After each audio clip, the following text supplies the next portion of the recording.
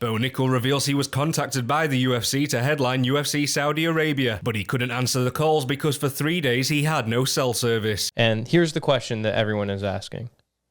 Bo, did you get a call to fly to Saudi Arabia on 10 days notice? I did get a call. Yeah. Really? Wow. Yeah, Wow. Yeah. Unfortunately, I got a call while I was in the mountains of Montana, and I didn't get back to cell service for 3 days.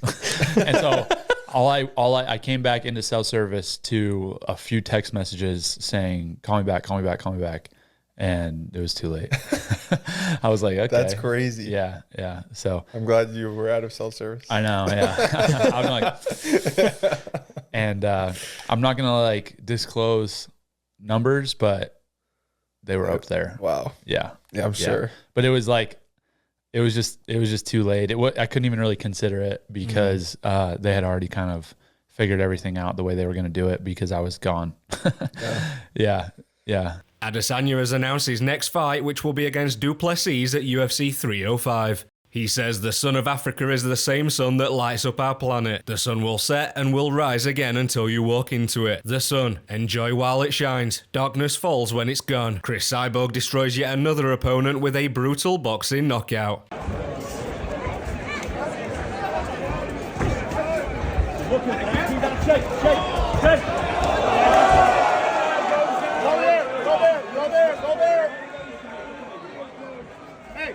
Right away, Cris, look at me. Look at me, Cris. Cris! Right away, no break.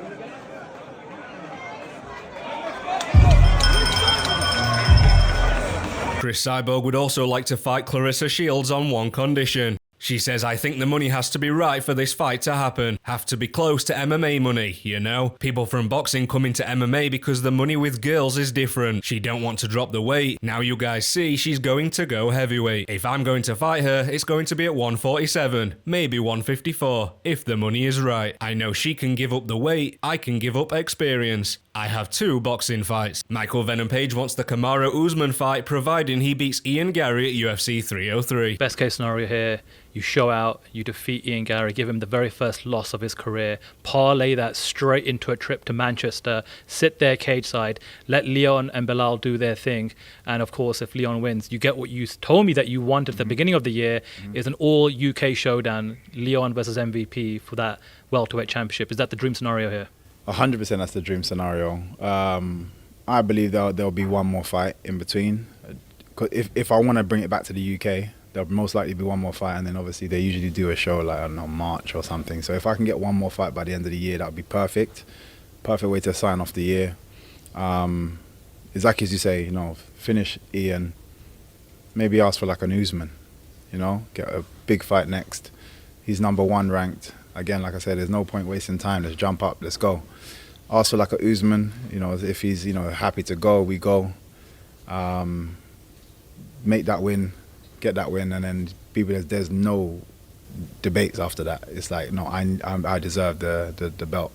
Ilia Topuria thanks Ilia Topuria for being so great. He says, today I want to express my gratitude to this person for providing me with everything I have, for supporting me withstand any circumstance, and for never losing faith in God and in the attraction of all good things to me, always relying on me and giving me the life I enjoy now. Today I want to thank myself for all the times I've respected myself, loved myself, forgiven myself. Long live the matador that lives inside me. I will always be proud and with a smile on my face, remembering all that I have accomplished. #fighter forever. Javier Mendez wants Khabib Nurmagomedov to improve his cornerman work. He says Khabib's actually becoming a great coach and a great cornerman, but he needs to work on some of the cornering. He's great at game planning, he's fantastic at game planning, but we need to work a little bit on the cornering, just a little bit. We still need to work the corner because he goes a little crazy on there, up and down, slamming on the table. I told him, calm down, calm down. He gets really amped up. I mean, he loves his fighters so much as his brothers. He puts everything into that fight when he goes, I forgot what it was like to have him in the corner. It's kinda crazy. Diego Lopes says that UFC 303 fight with Brian Ortega could define who's got the best jiu-jitsu at featherweight. He says, I think if the fight goes to the ground, he's a black belt, I'm a black belt, and both of us have skills necessary to neutralize each other, but also the ability to test each other's strengths. I definitely think this could define who's got the best jiu-jitsu in the division.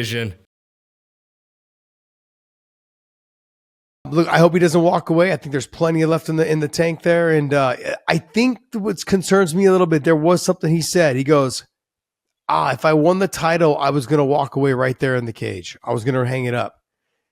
Now, if you're the UFC, you're like, I don't know if I want to give him a title shot now.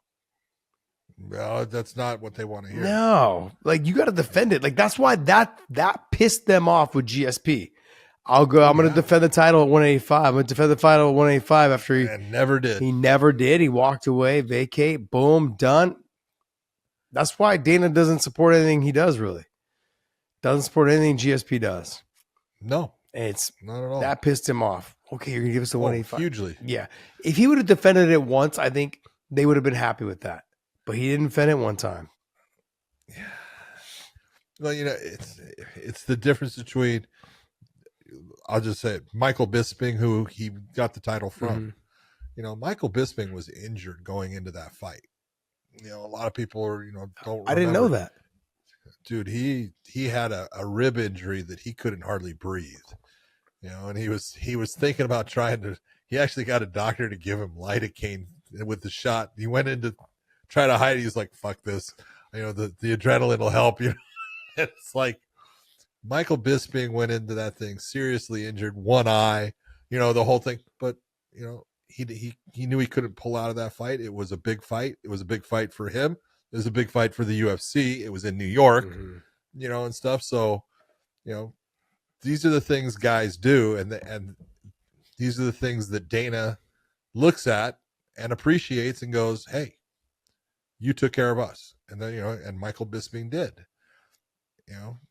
he didn't pull out of that fight, which would have been a big problem for the UFC if he had pulled out of that GSP fight where, GSP had promised him, I'll defend the title at 185 and then just pushed it along, stroked him off and said, I'm out, and I can understand them upset about it, but that's fighting. That is what it is. The bottom line is look, fighters will generally be selfish when they have to, which is pretty much every single time. But then you get the guys that are company men. Michael Bisping is a company man. DC is a company man. Like this shit happens. Like, and there's a difference between how they get treated because they were company men and they've done their part, and the ones that weren't. So it is what it is, man. But I hope he doesn't retire. Dustin Poirier is a freaking legend. I'd like to see him make the walk at least 2 or 3 more times. I think he's got plenty in him. No reason to. I agree with you. So now, Dustin, if you're listening, you got to stay. We've said it. You got to stay. That's just the way it is. I hope you stay, though, brother.